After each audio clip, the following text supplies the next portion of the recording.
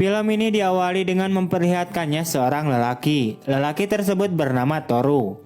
Ia sendiri tinggal di rumah neneknya bersama dengan semua saudara perempuannya. Oke gua akan memperkenalkan dulu orang-orang yang tinggal di rumah ini. Ini adalah adiknya Toru bernama Norumi, dan ini kakaknya Toru bernama Aiko. Untuk wanita tua ini adalah neneknya mereka semua. Sementara untuk cewek ini, ia adalah sepupunya Toru bernama Yoshi, yang juga diceritakan ia tinggal bersama di rumah itu dan bersekolah di sekolah yang sama dengan si Toru. Singkatnya, Toru mengajak Yoshi untuk pergi berangkat bersama ke sekolah.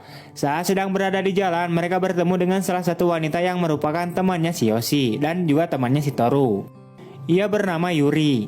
Shin kemudian beralih memperlihatkannya sebuah sekolah. Kampret, ini sekolahnya kagak asing nih. Lu bisa tonton video gue yang ini Tempat sekolahnya sama-sama dipakai buat guru dan murid cabul. Singkatnya, saat tengah belajar, Toru tiba-tiba saja diberikan majalah porno oleh temannya. Dan pada akhirnya ia keciduk oleh guru yang telah mengajar tersebut.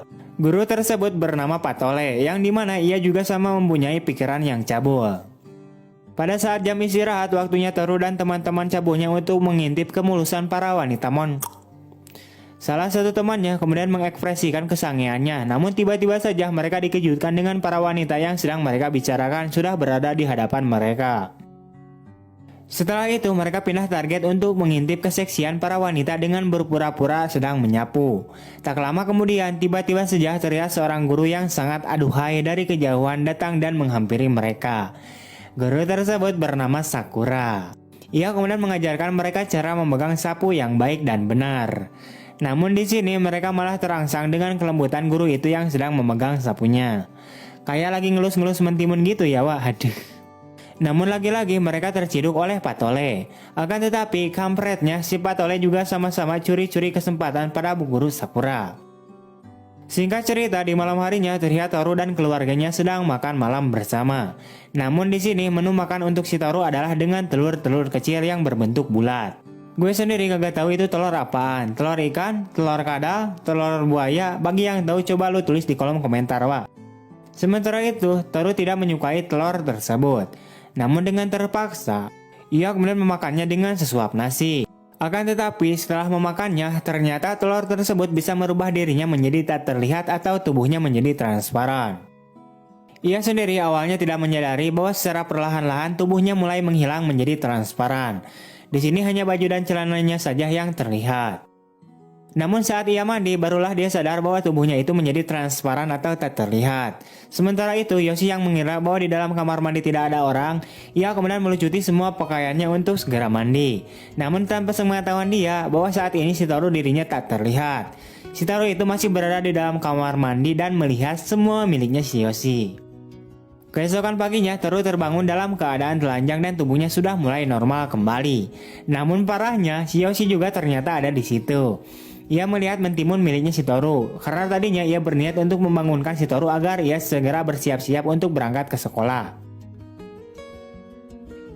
Saat berada di sekolah, Toru pun menyadari bahwa berkat telur kadal itulah dirinya menjadi tak terlihat. Ia kemudian melepaskan semua pakaiannya dan mulai memakan telur-telur tersebut.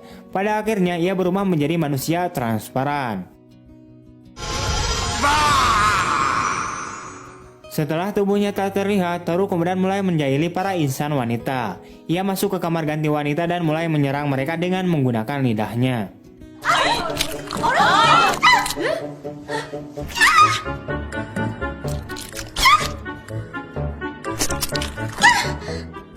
Setelah pulang sekolah, ia kemudian mulai mengintip Aiko yang sedang mandi. Saat melihat kan tubuh Aiko, Toru pun kemudian merasa sange dan berpikiran ingin bercocok tanam dengan kakaknya itu. Di malam berikutnya terlihat Yoshi yang ingin mandi. Toru pun mengikutinya dan melepaskan semua pakaiannya. Namun apesnya ia lupa untuk memakan telur kadal terlebih dahulu. Sehingga saat ini tubuhnya Toru masih terlihat normal seperti biasanya. Dan parahnya lagi, yang sedang mandi ternyata adalah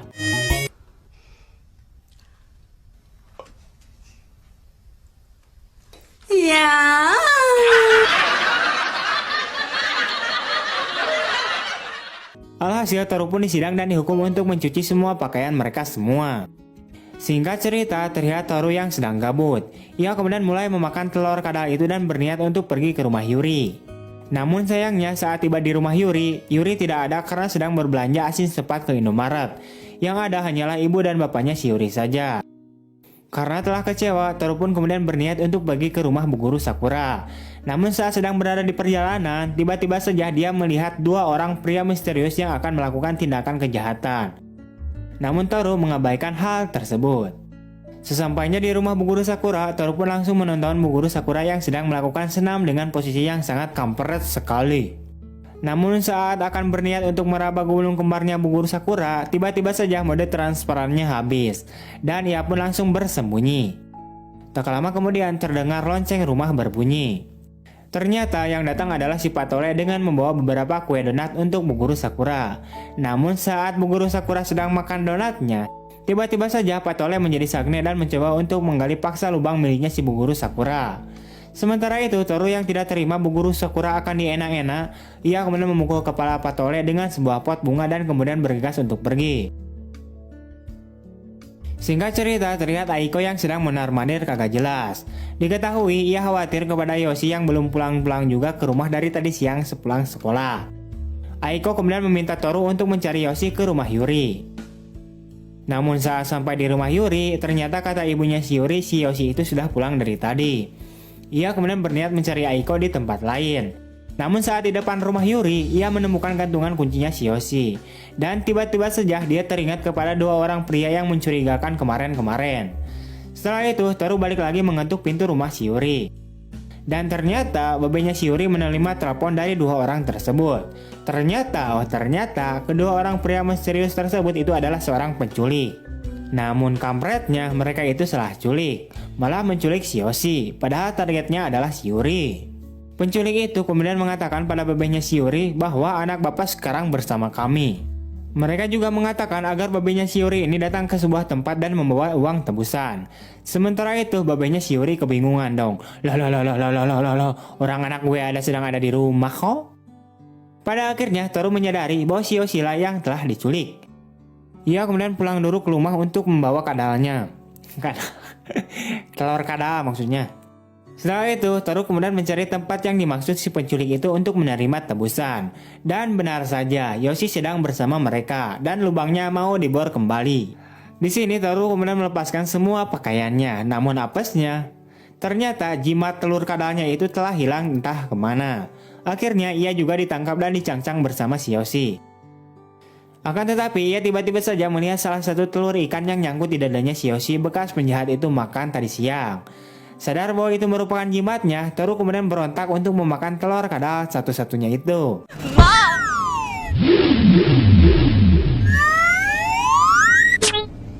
Apa yang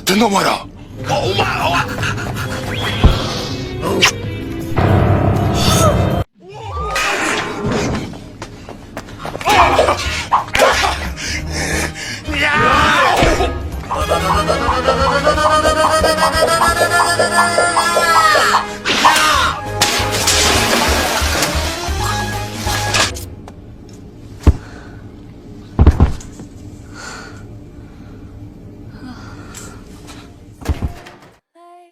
Pada akhirnya Toru berhasil mengalahkan penjahat tersebut dan kemudian film pun tamat. Oke, itu dia untuk alur cerita dari film kali ini. Kurang lebihnya mohon maaf. See you next time and bye-bye.